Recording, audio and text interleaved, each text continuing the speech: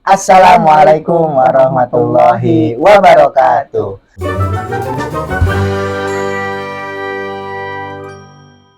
Balik lagi di channel Maurice Family sama saya Ujang Kasep. Saya Bu Haji. Iya Bu Haji. Ini lagi baca-baca nih, lagi baca-baca berita, terus nemu sesuatu yang menarik Bu Haji. Jadi di berita itu disebutin kalau angka dispensasi nikah di Indonesia saat ini tuh luar biasa tinggi. Angkanya tinggi. Angkanya tinggi banget di dispensasi nikah gitu. Kalau bisa berdasarkan ini yang baca nih ya. Gimana tuh? Secara nasional, jumlah dispensasi nikah di 2021 yang dikabulkan Pengadilan Agama itu jumlahnya 59.709. Nah, kata di berita ini juga jumlah ini emang turun sekitar 7% kalau dibandingin tahun 2020 yang jumlahnya 64.211. Kalau kita berbicara data, ini kan kalau dibilang berturun, ya turun, kita tadinya mau alhamdulillah. Tapi ternyata setelah dibaca ke bawah pemberitaannya, dispensasi nikah ini terjadi itu luar biasa karena tingginya hamil di luar nikah. Oh, jadi banyaknya dispensasi itu akhirnya karena kesadaran takut maksiat. Iya, tapi yang terjadi itu karena hamil di luar nikah gitu. Itu gimana? Apa sih yang sebetulnya terjadi sampai akhirnya terjadi nih dispensasi nikah ini luar biasa tinggi Bu Haji? Iya, betul gitu ya. Jadi memang kalau kita ngelihat ada dispensasi nikah gitu ya, berarti ini kan yang dilakukan oleh para remaja kan ya, gitu ya, yang dianggap belum umurnya belum apa istilahnya belum sampai gitu ya untuk menikah. Kemudian mengajukanlah dispensasi nikah supaya diizinkan oleh Pengadilan Agama gitu.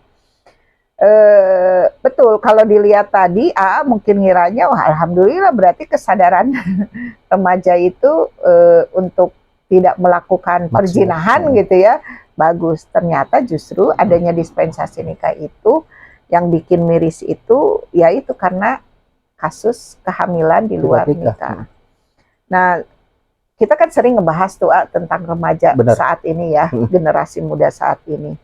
Kalau kita lihat, itulah yang saat ini kan, yang pergaulan remaja saat ini itu didasari oleh sekularisme dan liberalisme. Itu kita udah sering ngebahas gitu, sekularisme itu apa gitu ya. Ya di dalam pergaulan mereka sama sekali tidak pernah mengkaitkan dengan agamanya gitu, sehingga bebas aja ketika mereka bertemu gitu lawan jenis laki-laki dan perempuan gitu, mereka udah nggak ada lagi aturan didasarkan kepada Islam, apakah oleh Islam dibolehkan atau dilarang, enggak, tapi selama mereka suka, mereka senang, mereka lakukan gitu ya. Maka tidak ada lagi, kalau di dalam Islam kan ada penjagaan antara laki-laki dan perempuan, sehingga itu menghindarkan terjadinya perzinahan gitu. Karena di dalam Islam kan di ayatnya itu wala taqrabuz zina gitu ya, janganlah kalian mendekati zina.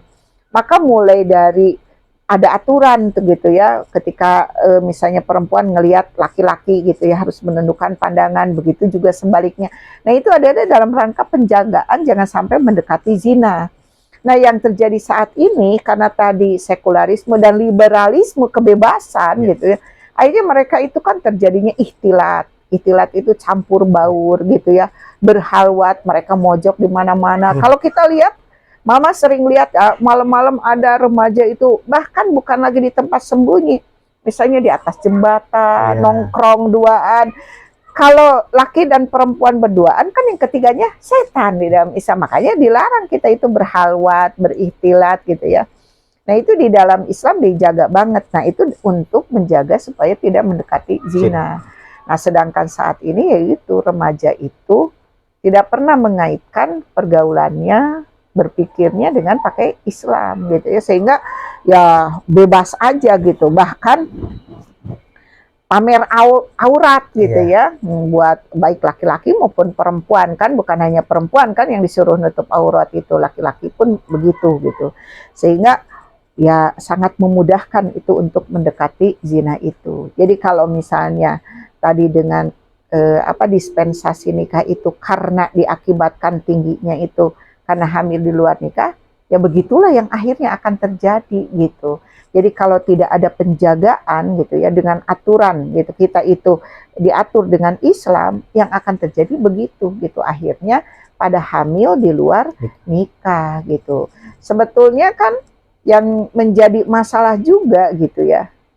Ketika sudah hamil baru ada rasa, aduh gimana nih hamil gitu ya. Akhirnya cari solusinya nikah. Seharusnya kan berpikirnya ketika mau berbuat itu mikir dulu dong. Benar. Gitu ya. Nah, gimana? Nah ini karena tadi hasil dari pemikiran yang jauh dari pemikiran Islam, ya akhirnya yang terjadi seperti itu. Gitu gitu ya. Jadi karena mereka itu udah jauh dari Islam, ya akhirnya begitulah pergaulannya gitu ya. Nah, kalau udah hamil baru pada pengen nikah gitu. Itu pun berarti pernikahannya itu didasari dengan apa? Bukan karena didasari juga landasannya oleh iman gitu ya, tetapi landasannya apa? Kebablasan.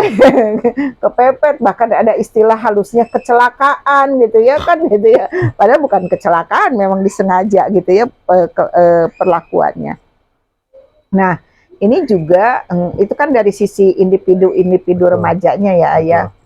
Juga saat ini yang menjadi masalah juga nggak ada kontrol dari masyarakat. Masyarakat kan ngelihat orang berdua-duaan itu cuek aja. Bahkan malu sendiri kan kita ya. Sampai suatu saat Mama pernah tuh ketemu dengan ibu-ibu, dia cerita. Saya paling sebel katanya gitu ya. Kalau naik angkot, pokoknya naik kendaraan umum gitu ya. Terus ada anak-anak itu pegangan tangan gitu ya. Saya suka tegur tuh gitu ya. Hei, kamu kan belum nikah, jangan begitu gitu ya. Dia bilang begitu. Itu oleh yang lain dianggap biarin aja Bu, emang anak ibu gitu. Begitu, jadi masyarakat pun jadi tidak mencegah tuh. Jadi membiarkan aja terjadinya perbuatan yang seperti itu. Akhirnya ya marah gitu kan.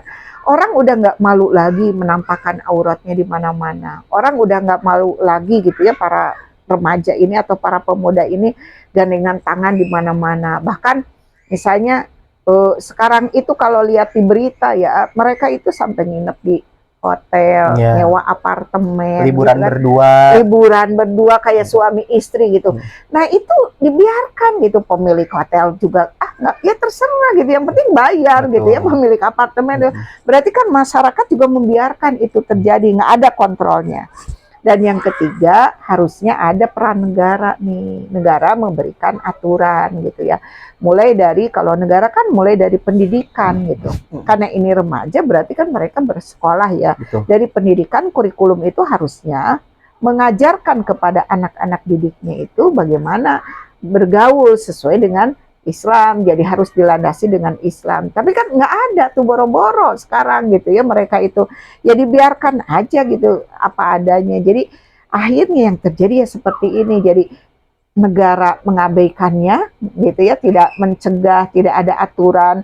Bahkan justru yang muncul aturannya itu seakan-akan membolehkan perjinahan, seperti undang-undang yang terbaru itu kan gitu ya. Bahwa kalau suka sama suka mah bukan kejahatan itu. Nah, itu tambah lagi kan, tambah berasa ada dukungan, serasa ada legalitas gitu ya. Kan aku mah suka sama suka gitu. Jadi yang dianggap kejahatan itu kalau maksa gitu ya. Atau yang tanpa persetujuan. Yang satu tidak mau gitu ya. Nah, itu bahkan bisa jadi gitu ya. Kalau dilihat undang-undang itu, suami istri pun bisa saling mengadukan. Kalau misalnya istrinya diajak gitu ya, terus nggak mau, ngerasa terpaksa, nah itu, nauzubillah dalik ya, undang-undangnya sampai seperti itu. Nah itu kan ini harusnya negara itu justru mencegah terjadinya perzinahan itu, bukan membuat undang-undang yang justru menjadi seperti undang-undang karet gitu ya, pasal karet gitu, sehingga ya udah aja tinggal bilang aku suka sama suka kok gitu. Kalau istilah sekarang mah kan ini pacar aku gitu kan, seperti itu. Jadi ya tambah marak lah gitu. Jadi akibatnya dari individunya jauh dari Islam, yaitu generasi muda itu nggak kenal Islam, kenalnya justru liberalisasi kan gitu. Yang kedua, masyarakat juga tidak peduli gitu ya. Yang ketiga, tidak ada peran negara. Ada peran negara, tetapi justru malah membuka peluang si para remaja itu melakukan hal itu. Gitu. Jadi memang ini tuh apa namanya, sebetulnya kita terus-terusan ulang-ulangin terkait remaja, keluarga, individu, masyarakat, negara, dan tak lain dan tak bukan memang sebetulnya Islam itu sudah ngatur itu gitu ya. Jadi dimulai dari individunya, dimulai dari masyarakatnya, sampai negaranya pun harusnya punya standarnya itu standar Islam. Iya, gitu. Kan gini, kalau berbicara kenapa kita juga terus-terusan membicarakan generasi muda, pemuda, remaja, kan kita udah ngebahas tuh mereka itu nantinya bakal jadi pemimpin, pengganti generasi yang saat ini gitu. Jadi kalau generasi mudanya rusak, bagaimana tuh gitu ya nanti ke depannya itu gitu. Kemudian kalau kita tiga hal gitu senantiasa membicarakan individu gitu ya, individu yang bertakwa, masyarakat yang menjadi pengontrol gitu ya, kemudian negara yang menerapkan aturan, karena nggak mungkin tegak gitu ya Islam itu kecuali dengan itu, tiga hal itu gitu. Gitu teman-teman, jadi fenomena yang terjadi dan fakta yang sudah ada ini harus menjadi perhatian buat kita semua. Gitu dulu di video kali ini. Buat yang belum subscribe, lagi-lagi jangan lupa subscribe, jangan lupa buat like, komen, dan share kemana-mana video ini ya. Saya Ujang Kasep, saya Ibu Haji, kita berdua pamit undur diri. Wassalamualaikum warahmatullahi wabarakatuh.